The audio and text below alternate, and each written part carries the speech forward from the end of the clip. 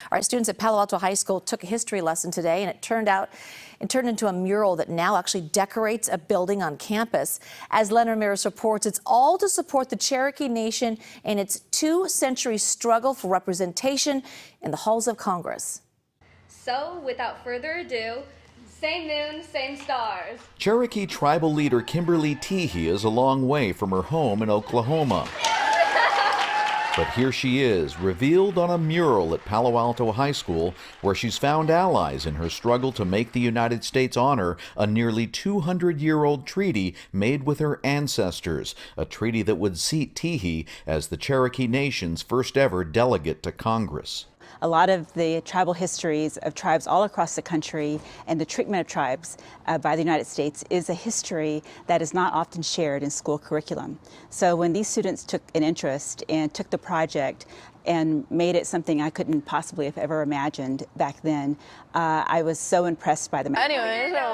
The unusual alliance began when these students learned in a U.S. history class about the 1835 Treaty of New Echota, which forced the relocation of the Cherokee from their homelands in the southeast to Indian Territory in Oklahoma. The removal led to the Trail of Tears, in which thousands died of disease and starvation along the way.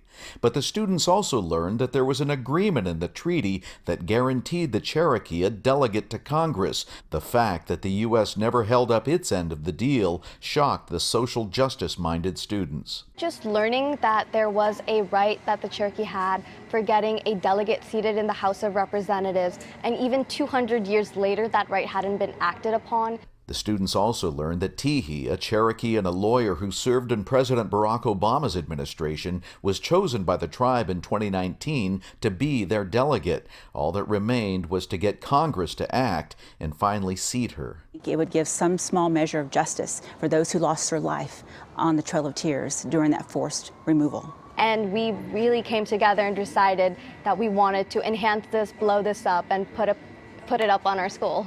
They contacted Teehee and began a campaign to support her efforts. They stayed after school and met on weekends to create the art and consulted with Teehee and other members of the tribe to keep it culturally relevant. I'm incredibly happy with the way it came out. I think art is a big part of my life, and I love social justice because I'm able to use it to facilitate some sort of social change. The students have also organized a mail-in campaign asking local members of Congress to push for action.